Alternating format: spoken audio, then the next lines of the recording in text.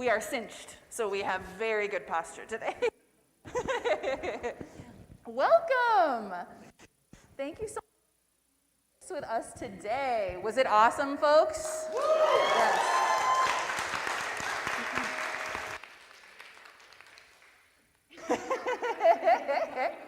We have you. So first, we wanted to give you the opportunity. Do we need? Okay.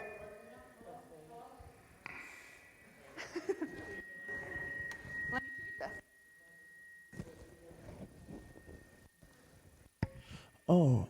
Hey. There she is. Yeah. So first, we wanted to give y'all an opportunity to tell the people a little bit about who you are. I gave a bio, but what are the things you want people to know about you in terms of how you came to drag or your spiritual background that matter?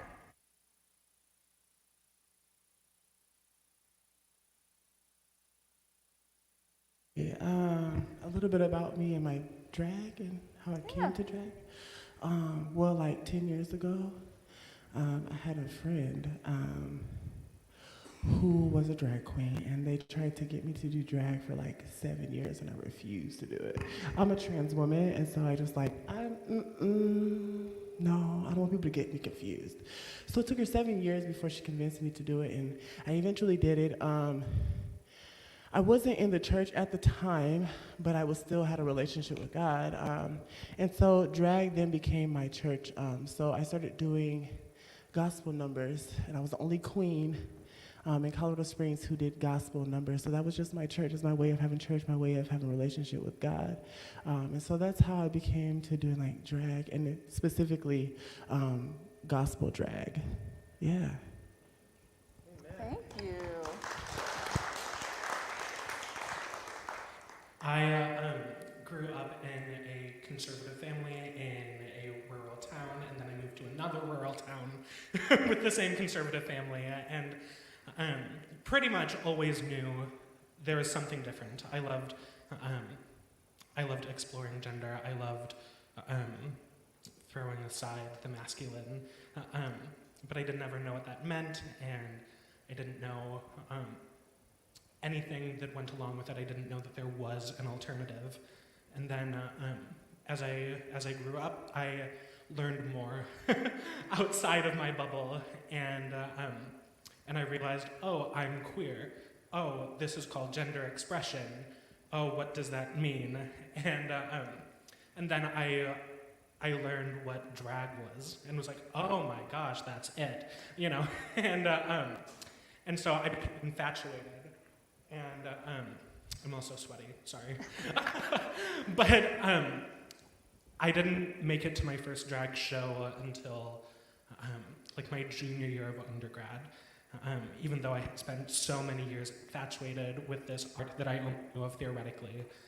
And then I went with a dear friend, and I became infatuated, and then I moved, and I was living in California on my own, and one of my friends was like, oh my goodness, I'm going to a drag show tonight, do you want to come? I was like, yes. And so we went. I put on my first attempt at drag. I had grown up, I do theater, I'm a trained costume designer and performer, and so I had grown up doing makeup. I knew how to do makeup, but I had never tried to do drag makeup, and so I put it on for the first time. I put on a dress that I whipped up that day. We went, I kept going. I became friends with the performers. I started performing with them, and then the pandemic happened. I moved back in with my parents in the middle of a cornfield. I did like 3 digital Zoom drag shows over the course of a year and a half, and then I just decided I can't be here anymore. And so I moved to Chicago, and this is my first time out.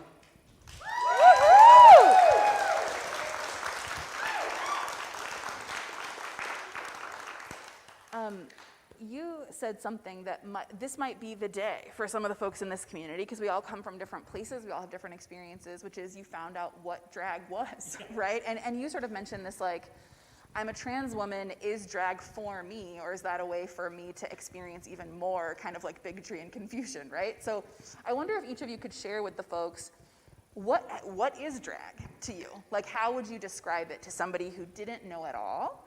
And what's one misconception that you think people have about drag that you might want to correct for them? Like something that people often think about what drag is that you might want to say, oh, like my experience of it is different, actually. I think, we could go into the history of drag, which I don't know is necessarily relevant, but people dressing up as the opposite gender goes back, like, as far as clothing. So we don't need to go into the history of everything and the definitions, but I think, drag as we know it now is rooted in people of one gender dressed up and performing as the other. Now, I believe in the spectrum of gender. Most drag performers today do as well, and so I think drag has shifted a lot in the 5 decades, 6 decades, 7 decades since it sort of started going into the mainstream. There's records of drag as we know it in the 20s and speakeasies and that sort of thing, but as we know it today, really in the 50s and 60s, and now drag is so mainstream that it's so much about gender performance rather than men dressing up as women, women dressing up as men. It's just expression, it's performance, it's art, and so for me as someone who is a cis gay white man, it means I get to put on the gowns that I fantasized about when I was little, putting on my mom's heels in her closet. But for a lot of other people, it's different. And so I can't speak for everyone's relationship with drag. I can't speak to everyone's definition. But I think I would also be remiss to say that the drag as we know it today, even if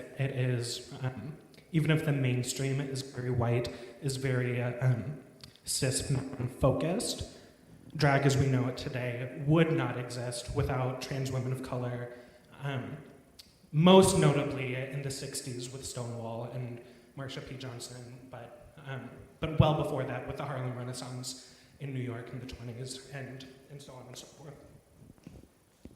Shea, what do you want people to know about that? It's expensive. For all of you who thought you were starting a new life today. Yeah, this gown was $200. Yeah, it's expensive. It's crazy. Makeup and hair and all that good stuff. Seriously, I think I want people to know about drag that they may not know. Drag queens have a life outside of drag as well. A lot of people don't know that. People see people in drag and that's all they ever see them in, and they don't realize these people work hard every day to be able to do drag. I definitely have a life outside of drag. I'm a dancer. That's my most harbored gift. Yeah, so we have dreams outside of drag as well. That people don't think that. People think that drag is all you do. Oh, that's a drag queen. Oh, she's just a drag queen. There you go. Do people sometimes bring an expectation to you that you're going to be heightened all the time or on all the time, I wonder? Because that seems like you're a human and you got to be people sometimes. I think at a certain level of prominence, definitely. I know a lot of queens who have a lot more than I have and who have performed a lot better than I have. They are known by more people as their drag persona than they are as their humanness. I'm in a place in my life where most of my friends know Blanche as part of the things that Bradley does. And I love that, and I love that about my story, that Blanche is a part of me that I get to express, but not my whole personhood. But I think it gets harder the longer you do it and the more prominent you become. I agree. I agree. Shea, you had mentioned how drag was your church for a long time, and that's how you got into gospel. what are the ways that drag has impacted your spiritual life?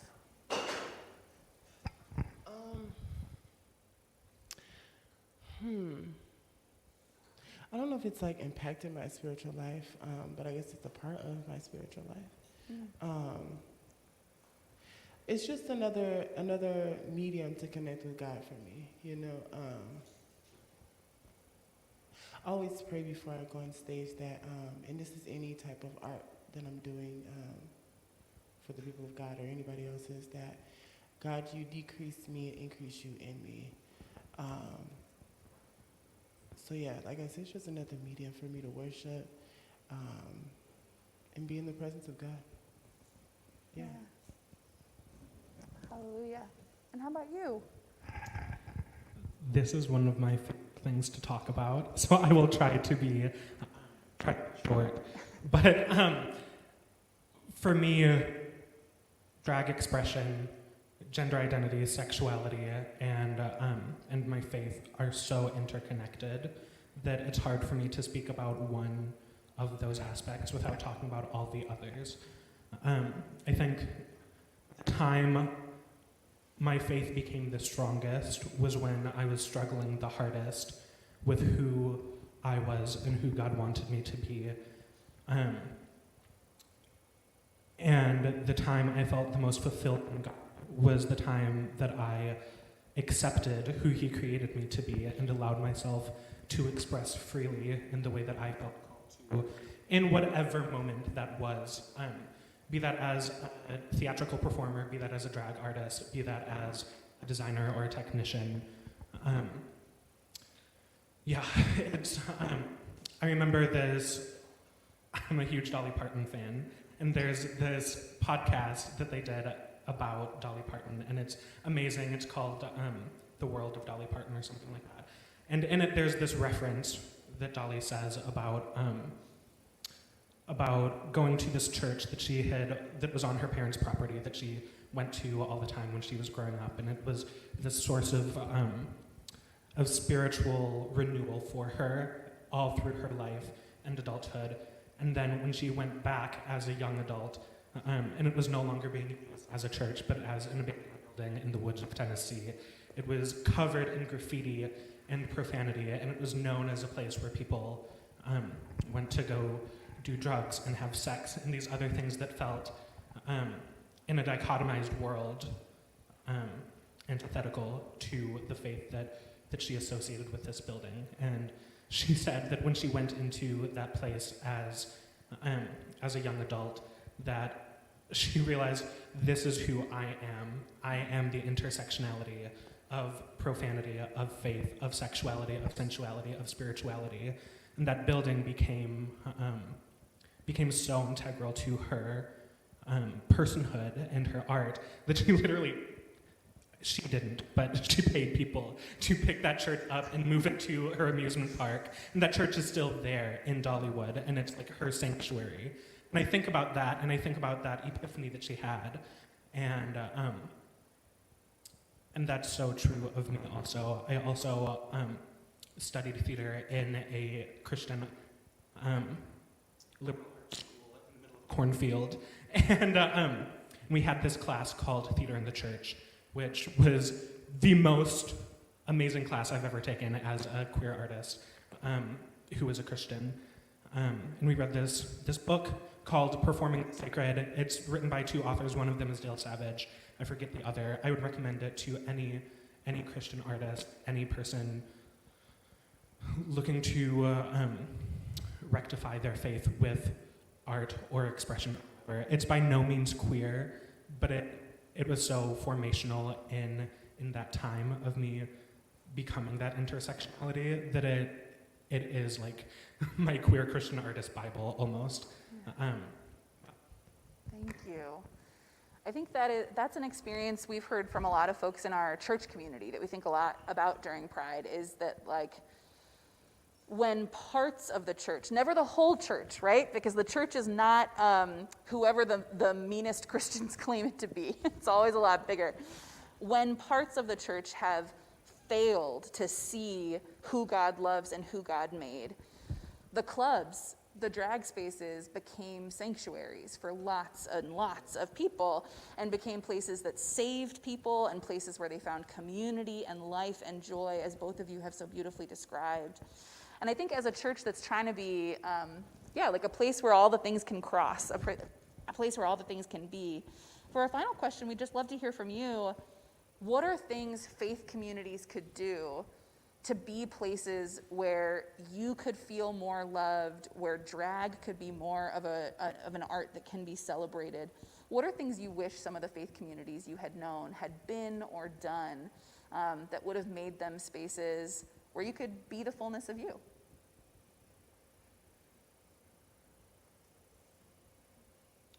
I think the big thing is to trust people's process and spiritual walk.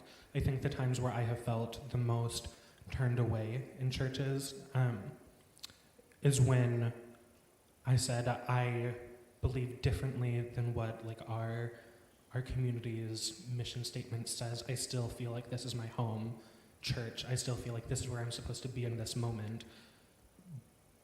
But I think differently about this one bullet point on your mission statement, on your doctrinal statement.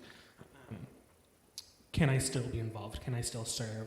And every time that I said that, the answer is not publicly. And so I think that is the biggest thing, is I saw people who I knew personally to have very little spiritual walk be able to lead very publicly and speak very publicly in the churches that I was a part of. I, who struggled daily, cried daily, prayed daily about my walk, was not allowed to. And so I think each of those times I said, I don't need to be affirmed by you. I don't need you to love this aspect of me. But I'm asking you to trust me and my story and my faith. And I think that would be the biggest thing that any church body can do, is to trust individuals' story and to trust their faith walk, no matter their personal beliefs or the doctrinal beliefs of the body. Thank you. I second that. I guess creating spaces like this where we can come and share our gifts and art with the people of God. Yeah, that'd be helpful.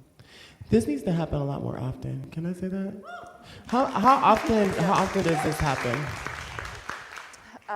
Did time exist before the pandemic? I don't know. Probably like once or twice a year between all of our sites. Once or twice a year? Yeah. We need to get this once or twice a month. Yes. Yeah. We would love that. Yeah. Yeah. We're down. I'm down too. Okay. Yeah. I'm here most Sundays. Okay. Yeah, you're here every Sunday. We'll just start bringing you up. And when your liturgical dance company is alive, we will have to bring that back as well. Yes, indeed. Yes. Is there any dancers in the house? Liturgical dancers? Yes. There's a dancer up there. The down Spirit here? is just now in this moment. Right here, Dancer? liturgical Yeah. dancer. Oh yes. Okay, let's do it again. Can I get a raise of hands of dancers? Yes. All right. So I'll be looking for you guys at auditions. I'm just saying, no, for real, seriously. I am looking for dancers because I am in the early stages of building my liturgical dance company. So yeah, if you love God, and you love dancing for God, you love ministering through dance for God, come holler at me, for real, for real. Let's do this. I'm ready. Yes. Is y'all ready to dance? Because I'm ready. So I want to thank you all for being here and thank our artists once again. We're about to have a time of offering and then our closing song, which is going to be a raucous, amazing thing. But I do want to ask, is Phoenix Black O'Hara in the house? Is Phoenix Black O'Hara in the house? Okay. Sister? So Phoenix, Sister Phoenix. Phoenix. So Phoenix Black O'Hara might be here by the end of the worship. She is going to be performing at the Pride Prom this afternoon from 2 to 4 at Hyde Park Woodlawn. So if you want to see her, she's amazing. You'll also hear more about her. we are about to have our time of offering, and I'm going to tell you how you can offer to UVC. There is a number you can text. There is a website you can go to. You can put some cash in a basket to support our ministry. But I also want you to consider today, if you have the capacity, giving a love offering to the artists who have so generously shared their ministry with us here today. And so I want to make you both in front of everyone so they know that we're making you. Share your Cash App or your PayPal or your Venmo, however we can give you a little bit to show we are paying them for being here also. I want you to know that UVC compensates people fairly. And, yes, and we really appreciated it. So please share how we can support you and all that you're doing all around the city. Okay. I think my Cash App handle is. Not you fell out.